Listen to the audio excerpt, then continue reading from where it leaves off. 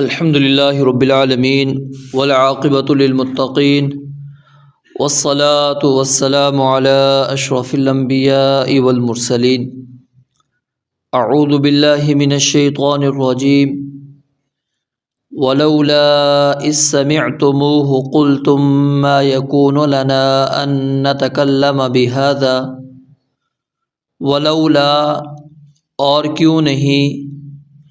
اذ سمعتموہ جب تم نے اسے سنا، یعنی سیدہ عائشہ رضی اللہ تعالیٰ عنہ پر جو بہتان لگایا گیا اس بہتان کو جب تم نے سنا، قلتم تم نے کہا، ما یکون لنا نہیں ہے لائق ہمارے، نہیں ہے ہمارا کوئی حق، ان نتکلم بہذا کہ ہم کلام کریں اس کے ساتھ، سبحانک تو پاک ہے، ھذا بہتان عظیم یہ بہت بڑا بہتان ہے، یعظکم اللہ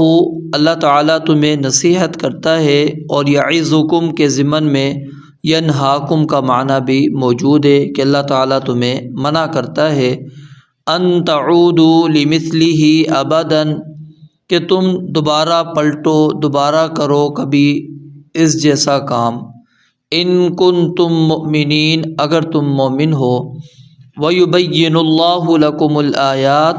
اور اللہ تعالیٰ آیات کو کھول کر بیان کرتا ہے تمہارے لیے، واللہ علیم حکیم اور اللہ تعالیٰ سب کچھ جاننے والا کمال حکمت والا ہے۔ آیت نمبر 12 کے اندر اللہ تعالیٰ نے ایک یہ بات بیان فرمائی تھی کہ جب تم اچھے لوگوں کے متعلق کوئی بات سنو جو نامناسب ہو تو تم نے اچھا گمان رکھنا ہے، یہ تم پر لازم ہے، ضروری ہے۔ اور اس آیت کے اندر دوسرا ادب اللہ تعالیٰ نے یہ بات بیان فرمائی ہے کہ اگر کوشش کے باوجود تمہارے دل کے اندر کوئی وسوسہ، کوئی خیال آ جائے تو اپنی زبان کے اوپر اس کو ہرگز لے کر نہیں آنا، کیونکہ جب تک زبان پر نہیں آتا اس وقت تک انسان کو گناہ نہیں ملتا۔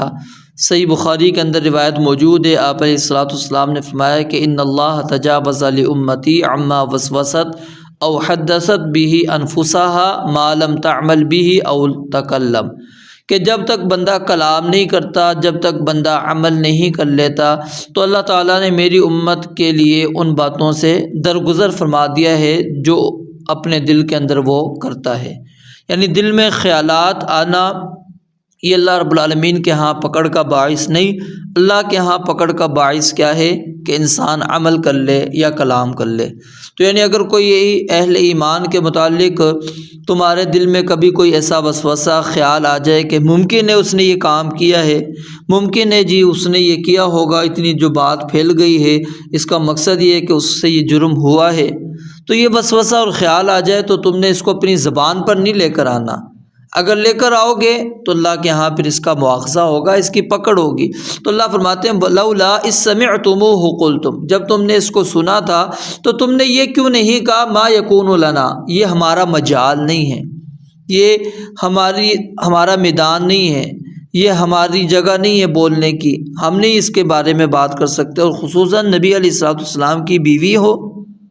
ان کے متعلق ہم اس طرح کی باتیں کریں، نہیں، ہمیں تو بالکل زیب نہیں دیتا کہ ہم اللہ کے نبی علیہ الصلوۃ والسلام کی بیوی کے متعلق ایسی بات کرتے، اس باتوں کے اندر شریک ہوتے۔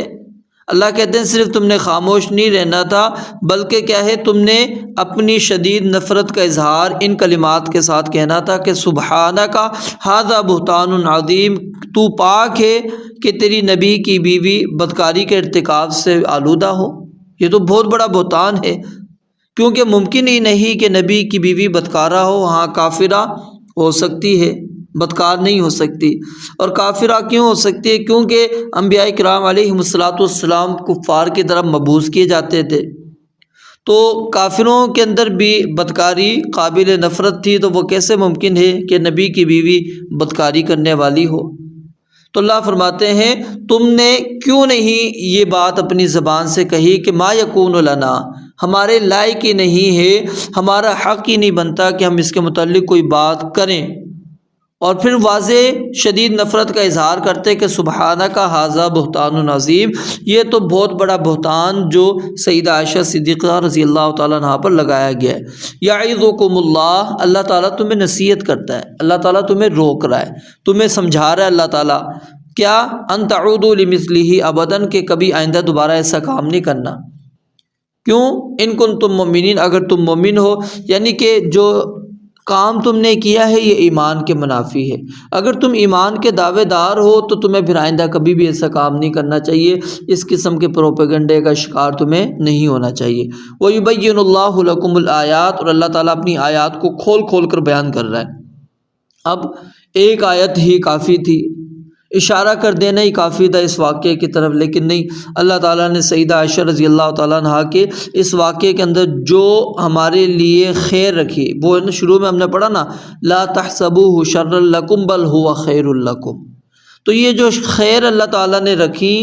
ان کو اللہ رب العالمین ان آیات کے اندر واضح کر رہے ہیں، اور پھر اس کے ذریعے سے اللہ تعالیٰ ہمیں دینی آداب سکھا رہے ہیں،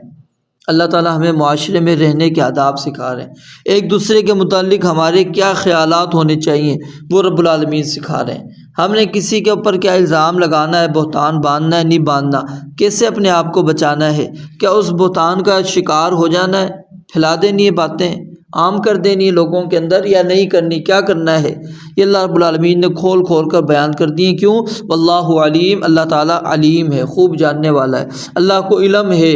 کہ اس واقعے کے اندر سیدہ عائشہ کا کیا تعلق ہے، کیا کردار تھا، کیا انہوں نے یہ کام کیا نہیں کیا، سیدنا صفوان نے کیا کیا، تو اللہ تعالیٰ اس کو خوب جانتا ہے۔ اور حکیم اللہ تعالیٰ کیا ہے، بہت حکمت والا ہے، اللہ رب العالمین کے جو فیصلے ہیں وہ حکمت پر مبنی ہے۔ یہ یہاں پر اللہ تعالیٰ نے ہمارے لیے بہت ساری خیر کے راستے رب العالمین نے ان آیات کے اندر بیان فرمائے ہیں۔ اللہ رب العالمین سے دعا ہے رب العالمین سمجھنے عمل کرنے کی توفیق عطا فرمائے۔ وآخر دعوانا الحمدللہ رب العالمین۔